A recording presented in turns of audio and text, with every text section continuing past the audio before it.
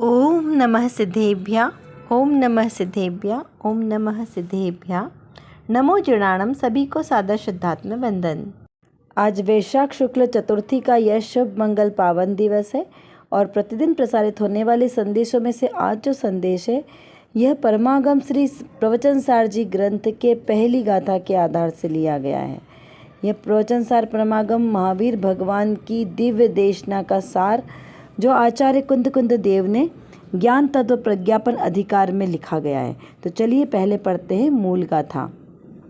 S सुरासुरमणि Sindh वंदिदम दोद धायिकम मलम प्रणमामि वड्डमाणम तित्थम धम्मस्सकतारम सुर असुर इंद्र नरेंद्र वंदित कर्म मल निर्मल करण वृष तीर्थ के करतार श्री वर्धमान जिन शत शत नमन। यहाँ पर गाथा का अर्थ देखें तो एष यानी यह मैं, सुरासुर मनुष्य इंद्र वंदितम, सुर और सुरा है ना, सुर सुरा, मणु यानी मनुष्य, सिर वंदितम यानी देवों से जो सुरेंद्रों असुरेंद्रों और नरेंद्रों से वंदित है, तथा जिन्होंने दोदधाई कम्म मलम यानी घाती कर्म मल को धो डाला है, ऐसे तीर्थ रूप और धम्मस्य कत्तारम धर्म के कर्ता कौन, वर्धमान स्वामी, वर्धमान प्राकृत का शब्द है ना, वर्धमान, और वर्धमान हिंदी का आता है। श्री वर्धमान स्वामी को प्रणमामि यानी नमस्कार करता हूँ। तो यहाँ पर सुरेंद्र यानी जो ऊर्ध्वलोक के वासी ये देव हैं उन्हें सुरेंद्र कहते हैं। असुरेंद्र यानी अधोलोक में जो भवनवासी देव हैं उनको असुरेंद्र कहते हैं। और नरेंद्र यानी जो नर यानी मनुष्य, जो मनुष्यों के इंद्र ऐसे चक्रवर्ती, इस प्रकार तीनों प्रकार के इंद्रों से जो पूज्य हैं उनको यहाँ पर नमस्कार किया गया है। अब यहाँ पर जो मांगलिक काव्य हमें प्रस्तुत किया गया है यह, इसको एक बार पढ़ते। सुर असुर नरपति वंदने प्रविनाष्ट घाती कर्मने प्रणमन करूँ धम्म करता तीर्थ श्री महावीरने। अब जो यहाँ पर आया ना धर्म करतार तीर्थ श्री महावीर ने, तो यहाँ पे धर्म के कर्ता किसे कहा, महावीर भगवान को। क्यों? क्योंकि वे तीर्थंकर हैं और तीर्थंकर भगवान उस समय जो शासन चलता है उस शासन नायक कहलाते हैं। तो जो जिस समय जिन तीर्थंकर का काल चलता है उस समय के शासन नायक वो तीर्थंकर कहलाते हैं। जैसे जब आदिनाथ भगवान ऋषभदेव भगवान हुए तो ऋषभदेव भगवान से अजितनाथ भगवान के समय तक, जब तक उनका जन्म नहीं हुआ तब तक शासनकाल किसका चला, आदिनाथ भगवान का। इस प्रकार सभी तीर्थंकरों का लेना। अब बीच में जो धर्म विच्छिति 3 बार हुई उसमें सबसे ज़्यादा शांतिनाथ भगवान के समय में हुई, धर्मनाथ भगवान के बाद से। तो वो जो धर्म विच्छिति हुई तब उस समय में भी पूरा शासनकाल किसका चला, जो पहले तीर्थंकर थे। अभी वर्तमान में शासन नायक कौन है, वर्धमान स्वामी। तो जो भी शासनकाल किसका चलेगा, वर्धमान भगवान का यानी महावीर भगवान का, तो वे शासन नायक कहलाएंगे। और कब तक रहेंगे, तो जब तक आगामी 24वीं नहीं आती, और जब आगामी 24वीं के तीर्थंकर का जन्म होगा तब तक ये शासनकाल उनका चलेगा। तो अगर हम सोचें तो कितने वर्ष चलेगा, तो टोटल 82,000 वर्ष का। क्यों? क्योंकि देखो ये जो पंचम काल है, चतुर्थ काल के अंत में हुए, तो ये चतुर्थ काल के बाद का पूरा पंचम काल, छठा काल, फिर से छठा काल आएगा और फिर से पंचम काल आएगा और फिर चतुर्थ काल का प्रारंभ होगा जब तीर्थंकर आएंगे। तो इस प्रकार 21,000 वर्ष के ये जो काल है, पंचम काल, छठम काल, तो इस प्रकार से ये चारों काल निकल जाएंगे, उसके बाद शासन काल चालू होगा। तो इस प्रकार 82,000 वर्ष का शासनकाल महावीर भगवान का चलेगा। तो ऐसे धर्म तीर्थ के करतार कौन है, महावीर भगवान है। तो उनको प्रणाम किया गया है। किस किस ने प्रणाम किया है महावीर भगवान को, तो सुर असुर नर प्रतिवंदने। सुर यानी सुरेंद्र यानी जो वैमानिक देव हैं उनके इंद्र, असुर यानी भवनवासी देवों के इंद्र, नरपति यानी मनुष्यों के इंद्र, इसके अंदर व्यंतर देव, ज्योतिषी देव, उनके इंद्र को भी समाहित किया गया, उसमें उनको इंक्लूड करना। तो इस प्रकार चारों प्रकार के जो देव हैं, चारों प्रकार के देवों के इंद्र प्लस मनुष्य जाति के देव, उनके द्वारा जो वंदनीय हैं, ऐसे देवों के द्वारा वंदनीय ऐसे महावीर भगवान कितने देवों से, इंद्रों से वंदित हैं? 100 इंद्रों से वंदित हैं। अब इसमें तिर्यंच गति के भी ले लेना। मनुष्य का तो चक्रवर्ती हुआ और तिर्यंच गति का शेर, सिंह, उसे क्योंकि सिंह को राजा कहा ना, शेर राजा है तिर्यंच गति का। तो इस प्रकार इन सब के जो मुख्य उनको लेना। तो इस टोटल मिला के कितने होते हैं? 100 होते हैं। तो 100 इंद्रों से पूज्य ऐसे महावीर भगवान, महावीर नहीं, सभी अनंत भगवान, सभी तीर्थंकर भगवान 100 इंद्रों से पूज्य होते हैं। तो ऐसे 100 इंद्रों से वंदित जो शासन नायक भगवान है, उनको यहाँ नमस्कार किया गया। अब इसमें देखिए कितनी विशेषणाएं, जो 100 प्रकार के इंद्रों से वंदित हैं, पहला विशेषण। दूसरा, प्रविष्ट नष्ट घाती कर्म ने, जिन्होंने घाती कर्मों का नाश कर दिया है। 4 घाती कर्मों का, कुल 8 कर्म थे द्रव्य कर्म, उसमें से 4 घाती कर्मों का जिन्होंने नाश करके अनंत चतुष्टय को प्रकट किया है, ऐसे अनंत भगवान। फिर तीसरा, जो धर्म के कर्ता है। धर्म के कर्ता कौन होते हैं? तीर्थंकर भगवान, क्योंकि उनका तीर्थ होता है ना, तीर्थंकर, जो तीर्थ का प्रसार करें तो उनको तीर्थंकर कहते हैं। तो जिनकी 12 सभा युक्त समोसरण आदि की विभूतियाँ होती हैं, जिन्हें तीर्थंकर नाम कर्म प्रकृति का विशेष महापुण्य प्रकृति का बंध होता है, ऐसे हैं वह धर्म तीर्थ के कर्ता। बाकी जो अन्य केवली हैं वो भी धर्म तीर्थ के कर्ता होंगे, लेकिन तीर्थंकर भगवान को विशेष महिमा है उनकी।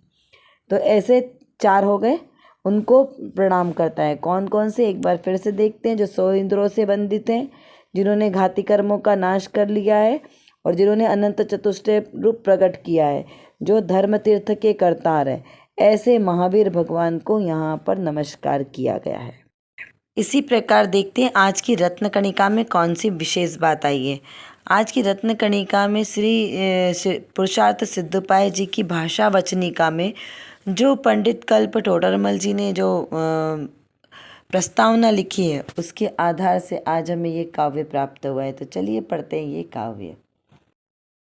मैं नमो गगन चैन जिन ज्ञान ध्यान धन लीन, मैं न मान बिन दान धन ऐन हीन तन छीन।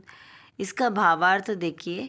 मैं जिन मुद्रा धारक जैन नग्न दिगंबर मुनि को नमस्कार करता हूँ, जो ज्ञान ध्यान रूपी धन स्वरूप में लीन है, काम मान यानी घमंड कर्तृत्व ममत्व से रहित है, मेघ समान धर्मोपदेश की वृष्टि करने वाले हैं, पाप रहित और क्षीण काय हैं, अर्थात कषाय से और काय से क्षीण हैं, तथा ज्ञान स्वरूप में अत्यंत पुष्ट हैं। वे कैसे हैं? वे महामुनिराज नमस्कार के योग्य हैं। ऐसे महामुनिराज को नमस्कार करता हूँ। इस प्रकार यहाँ पर आचार्य परमेष्ठी उपाध्याय साधु यानी मुनिराज को नमस्कार करते हुए ये बात कही है। जिन मुद्रा धारक, अब देखिए यहाँ पे क्या लिखा है? जिन मुद्रा धारक। जिन मुद्रा धारक यानी जैसे जिनेंद्र भगवान ने जो मुद्रा धारण की है वैसे मुद्रा, वो पद्मासन खड़गासन में प्रतिमा जी तो 2 रूप में प्राप्त होती है, पर जिन मुद्रा कैसी होती है? वीतरागी होती है, सर्वज्ञ हितोपदेशी।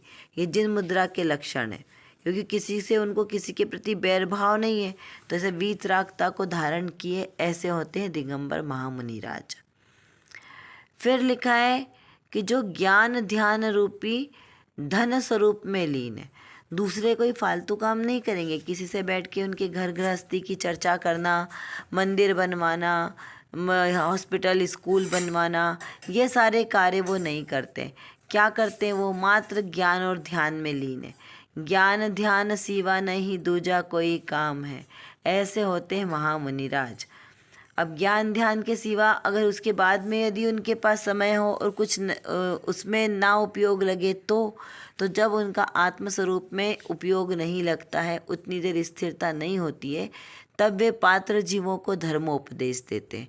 वो भी कब? जब उनकी वो विनय करते हैं कि हमें धर्मोपदेश चाहिए, तब वहाँ पर धर्मोपदेश देते हैं और 28 मूलगुण आदि का पालन होता है। जब जीव शुद्धात्म दशा में अनुरक्त है तब उन्हें बाहर में 28 मूलगुण का पालन करना जरूरी नहीं होता। क्यों? क्योंकि शुद्धोपयोग की दशा ज़्यादा उत्कृष्ट है। यदि कोई कार्य हम शुद्धोपयोग का कर रहे हैं, वहाँ आपका उपयोग स्थिर हो रहा है, तो फिर बाहर में कुछ करने की आवश्यकता नहीं है, उसका कोई विकल्प भी नहीं करना। लेकिन जब उस दशा में एक जैसे स्थिति ना बनी रहे, तब जाकर जीव बाहर में पूजा पाठ, दया दान आदि धर्मोपदेश के इस प्रकार से कार्य करता है। वो भी कैसे कार्य है? प्रशस्त वाले हैं, अप्रशस्त नहीं है। ऐसा नहीं है कि जब उपयोग आत्मा में नहीं लग रहा है तब वो मुनिराज बाहर में जाकर मकान बनवाना, मंदिर बनवाना, उसमें उद्यान बनाना, ये सब कार्यों में जीव हिंसा नहीं करते। इसका मतलब ये निकला कि पूरी जो पंडित जी ने जितने भी ग्रंथ लिखे उन सब में मुनियों के स्वरूप को स्पेशली हाईलाइट किया है और नग्न दिगंबर मुनियों का वहाँ पर ऐसा स्वरूप चित्रण किया है कि जैसे अभी चतुर्थ काल में ही भगवान विराजमान हो।